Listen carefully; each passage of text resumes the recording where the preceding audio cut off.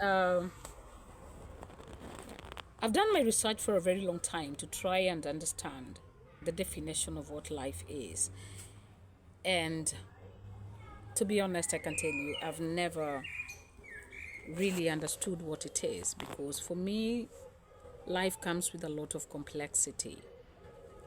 And no one has really given us the true definition. And just like people say, life, you are given a certificate before you actually practice it. And as human resource, we are always very keen on saying, you know what, we need everybody to have an experience, and that is what we look for. So here is a case where you are supposed to have the certificate before the experience. Now, allow me to introduce myself for those who don't know me. My name is Okoth. I call myself Okoth. That's my surname. Okoth is a wife. That's the most important aspect of it. Okoth is a mother. Was an educator. I'd say was. Happened to teach at the university, Maseno University at some point. Okoth is or was a human resource in Kenya. And currently I migrated to the United Kingdom and I'm now a manager in the healthcare sector. So we are going to discuss various topics, and I will just be able to discuss topics that are interesting to me, topics that I can use to educate people out there, topics that I feel I'm very conversant with.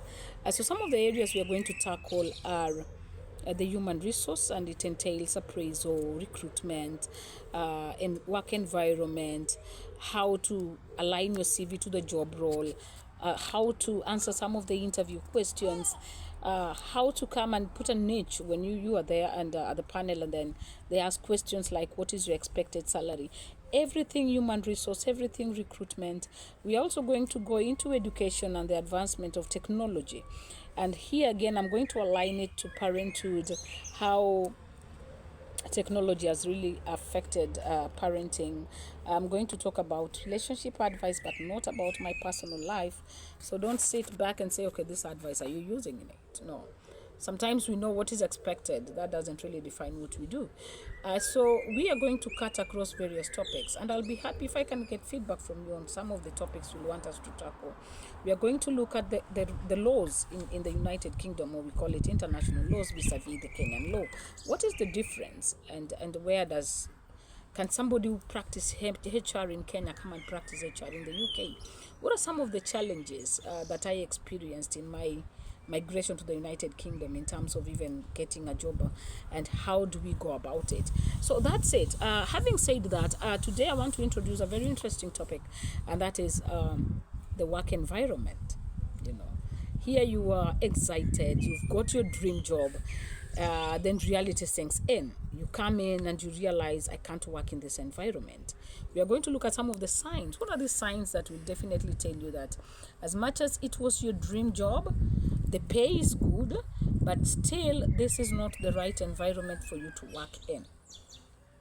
After we have narrowed it down to understand some of the signs of a toxic work environment, how do you handle it? How do you tackle it?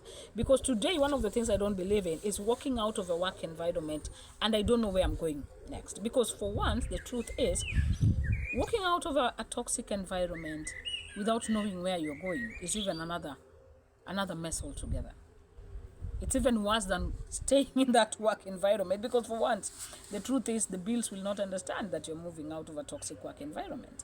We say mental health is a very important aspect, and every organization right now, what they're discussing in the forefront, what they're training about, it's all about mental health. But the question is it the right time to walk out?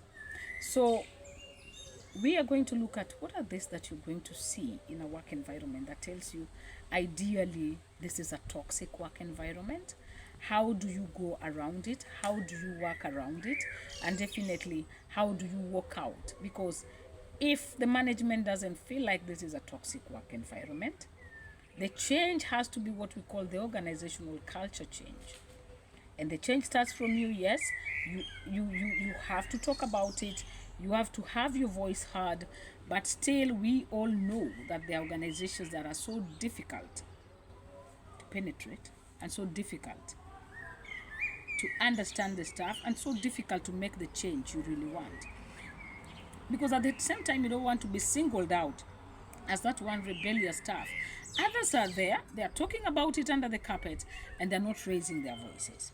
And then you come out and say, you know what, I'm the hero of the organization and I want to talk about it. Trust me, you're going to lose your job and everybody else is going to remain there.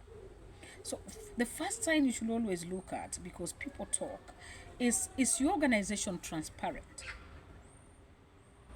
Because we believe that an organization should be an organization that is able to tell their staff what they are currently doing, what is their strategic plan, what is the next move, for everybody to embrace the next change that is coming up. If you are not part of the change, you will always meet it with resistance. And that is where we say now you're leading the organization via dictatorship.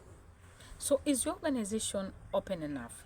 Do you come in the morning and then you see, oh God, there was a change that happened. I was not aware. I was not involved. You know, so you will realize such kind of organizations, they are just, it's a small cycle of people who are basically making the decision for the entire organization. The other bit is that there is, we don't call it, there's always a downline kind of communication, but no upline kind of communication. It's always the manager giving info. It's not the middle level or the lower level cadre that are now telling the manager, we think this can be done. So it's always the manager coming in every Monday or every monthly saying, this is how we want to do it. Engage your team, you know, engage your staff. Let them know, let them be part and parcel of what we are doing or what you guys are doing. The other bit is that I've talked about transparency, I've talked about communication, I've talked about providing a conducive working environment. It is so unrealistic that you run an organization and you tell them, you know what, when you arrive in the morning, put all your phones there. For crying out loud, these guys have families. These guys, something might happen back at home. They need to communicate. It doesn't matter.